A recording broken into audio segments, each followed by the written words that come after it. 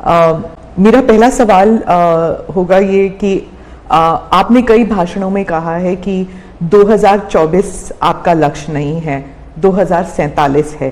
तो 2047 तक क्या कुछ होने वाला है और क्या ये चुनाव महज एक फॉर्मेलिटी है?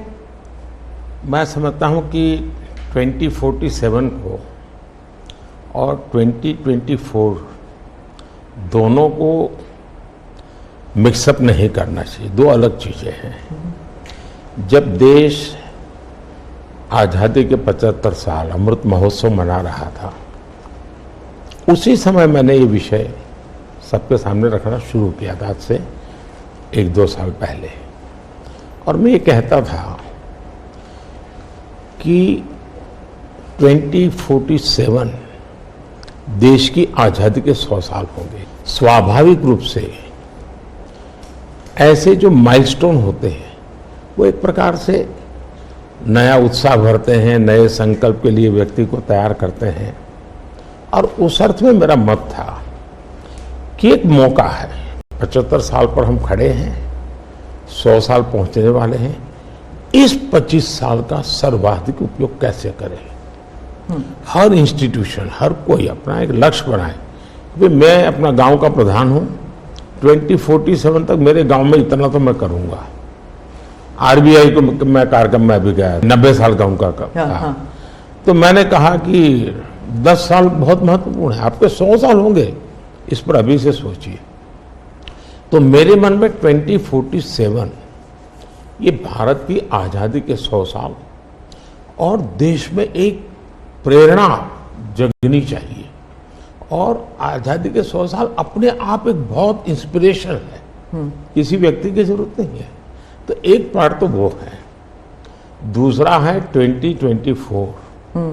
2024 ये चुनाव का हमारा जो क्रम है 5 साल का, उसके हिसाब से वो आया हुआ क्रम है।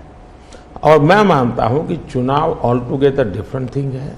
एक तरफ इस चुनाव में आप देखते हैं, लोकतंत्र में चुनाव को हमने लाइट नहीं लेना चाहिए। ये एक बहुत बड़ा महापर्व है और इसलिए मेरा तो मत है कि उत्सव के रूप में मनाना चाहिए। उससे जैसे स्पोर्ट्स, उसका जब फेस्टिवल होता है, स्पोर्ट्स के इवेंट होते हैं, वो स्पोर्ट्समैन स्पिरिट को पैदा करते हैं, प्रतिस्पर्धा भी।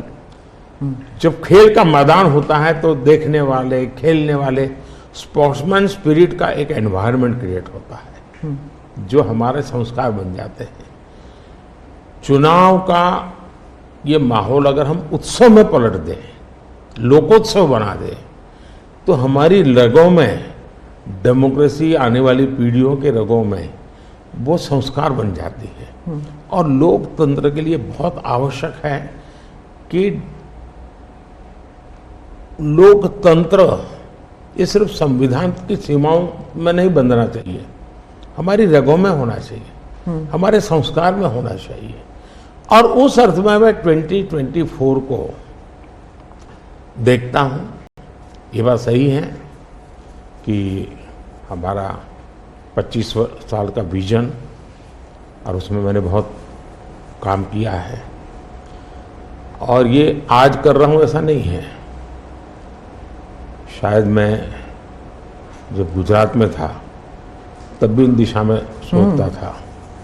अब देखिए 2024 का चुनाव तो देश के सामने एक अवसर है कि एक कांग्रेस सरकार का मॉडल और एक बीजेपी सरकार का मॉडल, उनका 5-6 दशक का काम, मैं उनके लिए बहुत खुला मैदान छोड़ता हूं, 5-6 दशक का काम, और मेरा सिर्फ 10 साल का काम। कंपैरिजन कीजिए, किसी भी क्षेत्र में कंपैरिजन कीजिए, अगर कुछ कमियां होगी तो भी हमारी एफर्ट्स में कमी नहीं रही होगी। दूसरा, मुझे 10 साल में 2 साल तो कोविड की लड़ाई में जाना पड़ा और आफ्टर इफेक्ट भी बहुत था। फिर भी आज हम कंपैरेटिवली देश को स्पीड कहो, स्केल कहो, सर्वांगीण विकास की बात करें तो वो कहें, सर्वसमावेशक विकास की बात कहें, तो वो देखें। हर पैरामीटर पे आपको कांग्रेस के मॉडल से एक ऐसा मॉडल नजर आ रहा है कि हाँ, इस रास्ते पर हम चलेंगे इतनी गति से, और गति और बढ़ानी है मुझे। अगले टर्म में गति भी बढ़ानी है और स्केल भी बढ़ाना है, तो वो तो मेरा लक्ष्य ही है। दूसरा, आप देखेंगे कि जब देश चलाने की देशवासी जिम्मेवारी देते हैं तो आपका सिंगल माइंडेड फोकस होना चाहिए। देश के लोग दुर्भाग्य से पहले की राजनीतिक कल्चर ने परिवार को कैसे मजबूत बनाना, परिवार की जड़ों को कोई उखाड़ न दे, उसी में शक्ति लगाते रहे। जबकि मैं देश मजबूत इसी एक लक्ष्य को लेकर के काम कर रहा हूं। मेरी सरकार पूरी उस लक्ष्य को लेकर काम रहेगी। और जब देश मजबूत होता है तो हर कोई उसका बेनिफिशियरी संतोष अनुभव करता है। कहा यार, कुछ तो हो रहा है,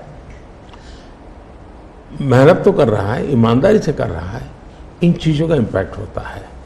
तो 2024 ये चुनाव है और चुनाव का मैदान है, तो हम एक अपने ट्रैक रिकॉर्ड को लेकर के गए हैं और वे अपने ट्रैक रिकॉर्ड को लेकर के आए हैं।